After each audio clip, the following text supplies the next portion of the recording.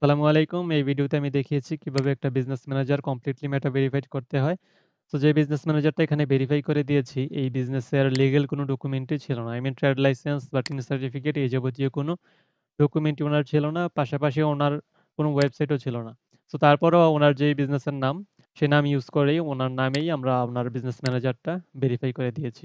তো যাদের business manager verify করতে চান কিন্তু ট্রেড লাইসেন্স বা টিন সার্টিফিকেট এই যাবতীয় কোনো বিজনেস ডকুমেন্ট নাই, পাশাপাশি ওয়েবসাইটও নাই।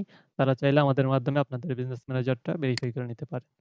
ডেসক্রিপশনে দেওয়া ইনফরমেশন ইউজ করে আপনারা চাইলে আমাদের সাথে যোগাযোগ করতে পারেন।